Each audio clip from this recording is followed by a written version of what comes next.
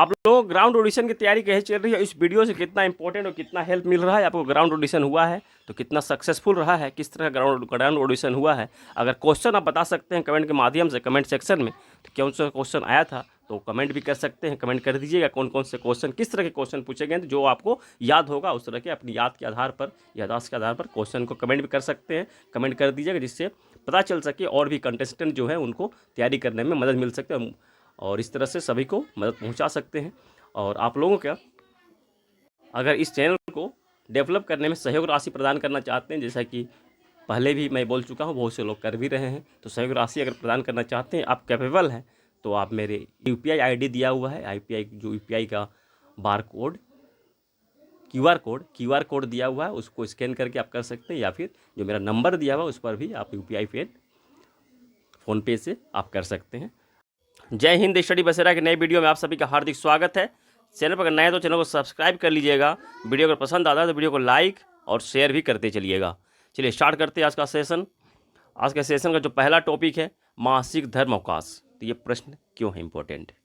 मासिक धर्म अवकाश नीति शुरू करने वाला, मासिक धर्म अवकाश नीति है, ये नीति शुरू करने वाला कौन सा हाईकोर्ट बना है? पहला हाईकोर्ट भारत का बना है, किस राज्य का हाईकोर्ट है? तो यह सिक्किम राज्य का हाईकोर्ट मासिक धर्म अवकाश नीति शुरू करने वाला पहला हाईकोर्ट बना है, सिक्किम स्टेट का। और इसमें महिलाओं को मासिक धर्म के समय छुट्टी अवकाश दी जाएगी। सिक्किम भारत का सबसे छोटा हाईकोर्ट भी है। सिक्किम जो है भारत का सबसे छोटा हाईकोर्ट भी है। सिक्किम की राजधानी गैंगटॉक है, और सिक्किम का पहला स्टेशन हम लोगों ने पढ़ा था रैंगपो है। सिक्किम का पहला स्टेशन रैंगपो है, जिसका कि रीडेवलपमेंट किया जा रहा है। तो यह पहला स्टेशन है सिक्किम का। नेक्स्ट है अनाचांडी। ये कौन है? तो किसी भी राज्य की हाईकोर्ट की, भारत के किसी भी हाईकोर्ट की पहली महिला न्यायाधीश है। पहली महिला न्यायाधीश है ये किस स्टेट की? तो केरल हाईकोर्ट की। केरल हाईकोर्ट की ये स्टेट हाईकोर्ट की न्यायाधीश बनी थी, जज बनी थी। और लीला सेठ कौन है? तो किसी भी हाईकोर्ट की पहली महिला मुख्य न्यायाधीश। यह मुख्य न्यायाधीश लीला सेठ किस स्टेट की बनी थी, किस हाईकोर्ट की बनी थी? तो हिमाचल प्रदेश हाईकोर्ट की महिला मुख्य न्यायाधीश थी ये। तो भारत के भी पहली महिला मुख्य न्यायाधीश बन गई है, ये बनी थी।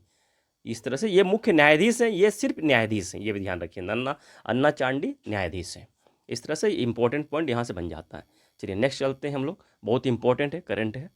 सोफी एक्लेस्टोन ये नाम है। सोफी एक्लेस्टोन एक क्रिकेटर हैं, ये महिला क्रिकेटर हैं, इंग्लैंड की महिला क्रिकेटर हैं, ये। और इन्होंने सबसे तेज 100 विकेट लेने का रिकॉर्ड बनाया है। सबसे तेज 100 विकेट लेने का बनाया है किस क्रिकेट में? तो वनडे क्रिकेट में, एक दिवसीय क्रिकेट में इन्होंने सबसे तेज 100 विकेट लेने का रिकॉर्ड बनाया है वनडे क्रिकेट में। पाकिस्तान के अगेंस्ट में खेलते हुए इन्होंने यह रिकॉर्ड बनाया है। कितने मैचों में? तो 63 मैचों में इन्होंने यह रिकॉर्ड बनाया है। किसका रिकॉर्ड तोड़ा है, यह प्रश्न बन सकता है। तो रिकॉर्ड तोड़ा ऑस्ट्रेलिया की महिला क्रिकेटर थी कैथरीन फिट्जपैट्रिक। इन्होंने 64 मैचों में 100 विकेट लिया था, तेज विकेट लेने का रिकॉर्ड इनके नाम था। ये ऑस्ट्रेलिया की क्रिकेटर थी, महिला क्रिकेटर थी, 64 मैचों में इन्होंने लिया था, तो इनका रिकॉर्ड तोड़ लिया है।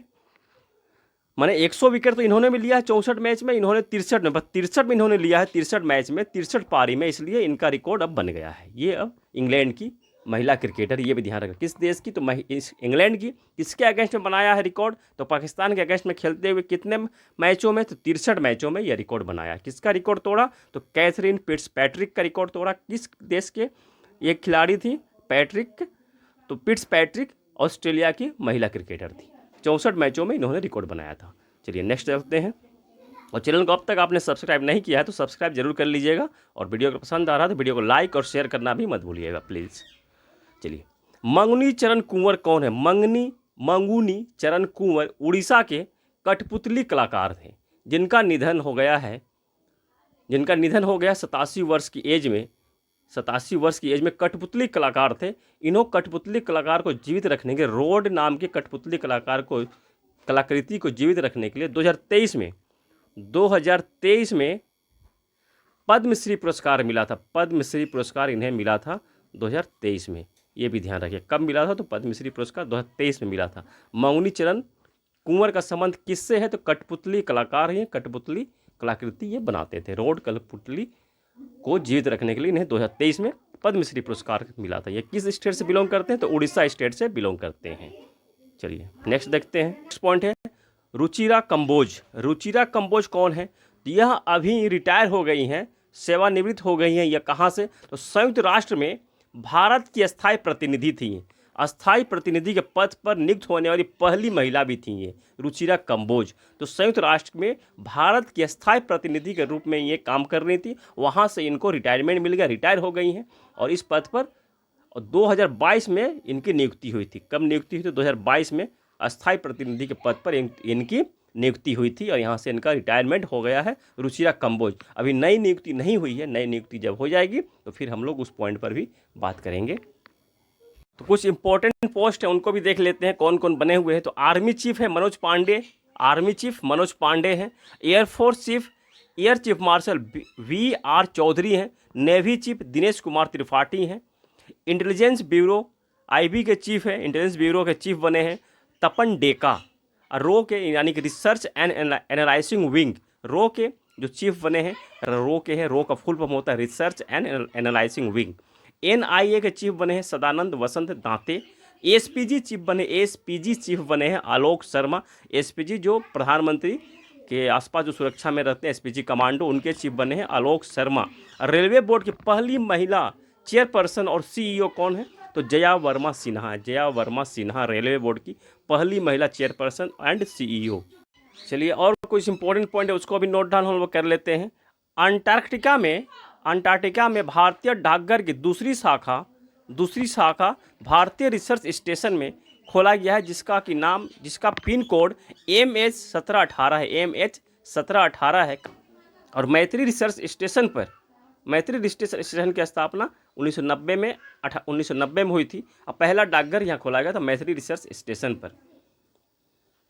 और दक्षिणी गंगोत्री की स्थापना 1984 में हुई थी और अभी यह 1990 में यह बंद हो गया। दक्षिणी गंगोत्री जो पहला था वो बंद हो गया है।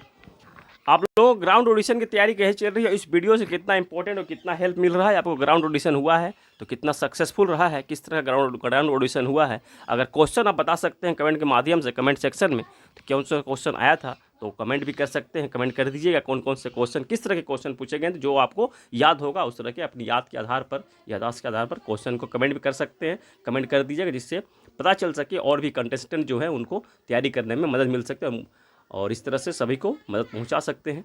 और आप लोगों का अगर इस चैनल को डेवलप करने में सहयोग राशि प्रदान करना चाहते हैं, जैसा कि पहले भी मैं बोल चुका हूँ, बहुत से लोग कर भी रहे हैं, तो सहयोग राशि अगर प्रदान करना चाहते हैं, आप कैपेबल हैं, तो आप मेरे UPI ID दिया हुआ है, UPI का QR कोड दिया हुआ है, उसको स्कैन करके आप कर सकते हैं, या फिर जो मेरा नंबर दिया हुआ है उस पर भी आप UPI पे फ़ोनपे से आप कर सकते हैं। आशा करता हूँ आप लोगों को सेशन पसंद आया होगा, इसी आशा और उम्मीद के साथ और आप सबकी सफलता की मंगल कामना के साथ मिलते हैं फिर नए वीडियो में। तब तक जय हिंद, स्वस्थ रहें, मस्त रहें, धन्यवाद, जय हिंद।